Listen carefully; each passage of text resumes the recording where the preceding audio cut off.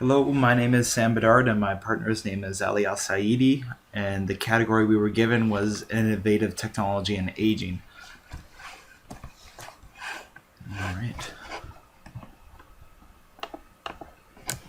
So, aging is an inevitable part of every individual's life.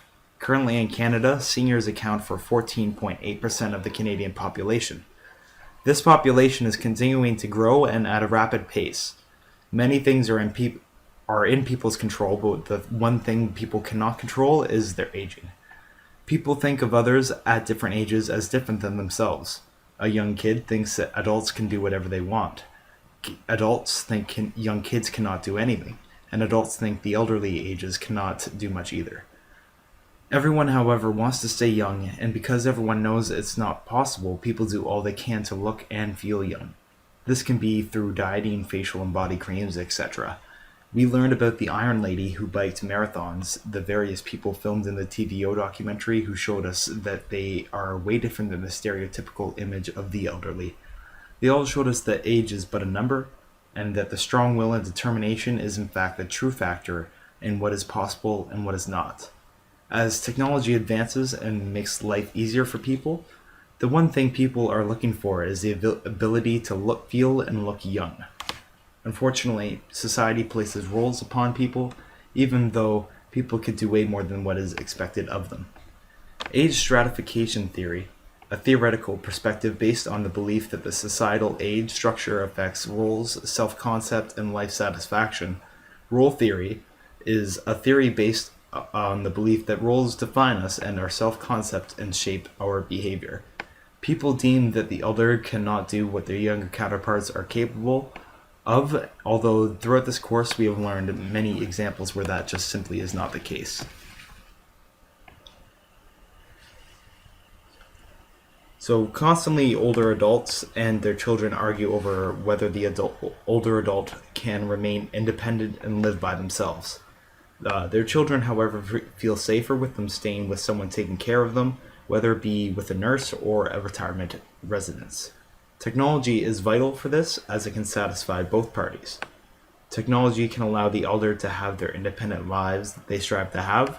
Technology, however, is still new to everyone of all ages and still varies, especially with older adults. The purpose of this study was to determine and explore the different factors that influences what technology and older adults will use and to what degree the technology will be used.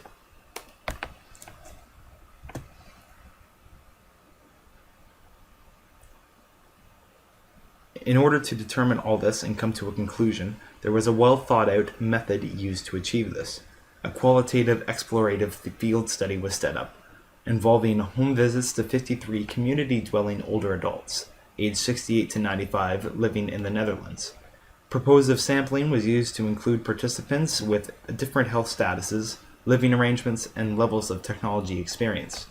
During each home visit, background information on the participants' chronic conditions, major life events, frailty, cognitive functioning, subjective health, ownership, and use of technology was gathered, and a semi-structured interview was conducted regarding reasons for the level of the use of technology. The study was designed to include various types of technology that could support activities of daily living, personal health or safety, mobility, communication, physical activity, personal development, and leisure activities. Thematic analysis was employed to analyze interview transcripts. That is the exact methodology used in the study. The results from all this show that there are 6 overall themes which highlight and show the varying approaches to technology by older adults.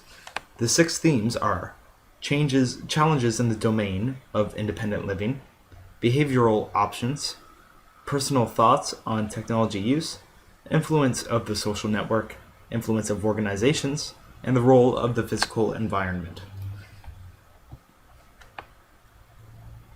The use of technology is unfortunately influenced by the negative stereotypes of older adults and technology.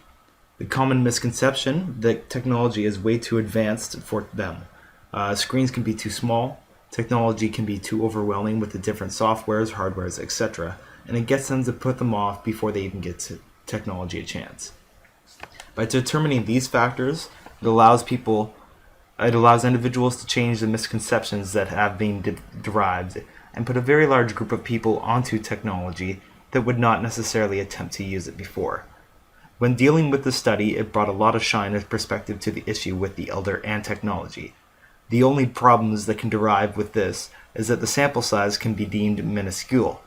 Although a lot of conclusions came from the sample size, a sample size can always be bigger, and as the bigger it gets, the more deviations it can bring to the conclusion, even to the point of providing a totally different conclusion altogether. Another issue is that the study was conducted in a different country. Although human beings are the same all over the world, there are varying degrees of stereotypes pushed through media or general human thoughts in each country that can change a person's conception of an issue over time. Although elder adults in the Netherlands is pretty much the same as elder adults in Canada, their conceptions on laptops, phones, GPS, etc. can be a little different. This study also focused on community-dwelling older adults, which would have been also interesting to see non-community-dwelling older adults and compare and contrast between the two sets of data to see how similar or differing they may be. Technology is constantly being used by everyone to better their lives and improve lives. Whether it be a car or something small like a phone or GPS system, technology is meant to improve lives in any way it can, some better at it than others. When it comes to the elder population, there are so many differing parties involved, each with their own insight and thoughts on how to interact and deal with the elder.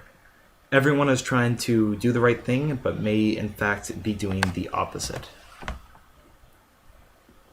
One study conducted and published in the Journal of Medical Research sets out to see exactly what the different parties' thought processes are on this matter.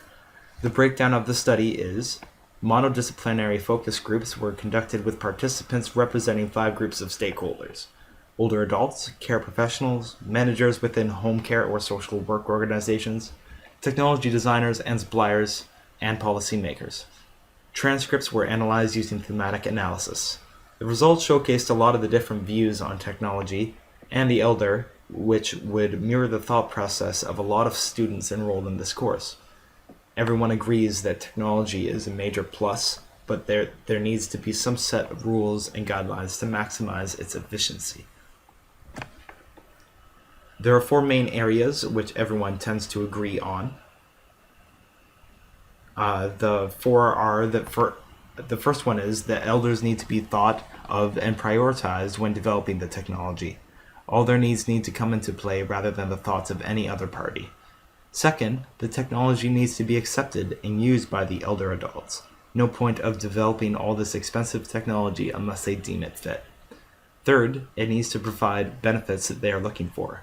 No need to add a million different features if they don't need a single one of them. Needs to have the bare minimum of what they are looking for. Last, many of the needs and wants are already set out by the elder and should be used when developing and implementing these technologies. These 4 areas are pretty much agreed upon by everyone. However, there are some underlying factors that not everyone sees eye to eye on. Most of the discrepancies are based off the actual technology itself rather than the purpose that they can serve. They feel that most technologies are out there. They feel that most technologies are out to do the best for the consumer. However, some are more useful than others. Pricing also comes into play as well in developing the technology and pricing them at a point where the technology is applicable to all and not just the well-off. Just like the previous study, it is always more beneficial to increase the sample size.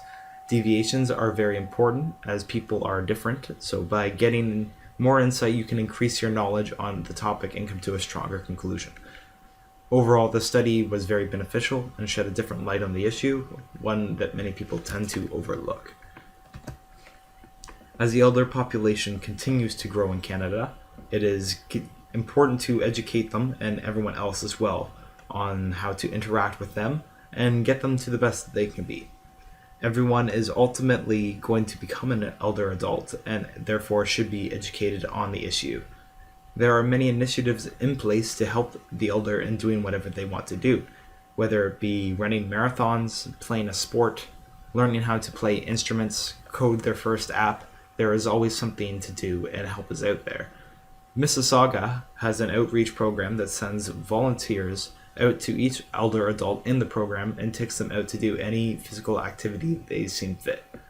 Mostly this involves biking, hiking, walking, but can go to rock climbing, gymnastics, marathon running, etc. Another program is to educate the elderly through classes, as well as one-on-one tutoring on various technology programs such as coding, email, Photoshop, Microsoft Excel, etc. Anything they want to learn will be taught to them, and some have even started their own online businesses or are offering services online such as data entry or app designing.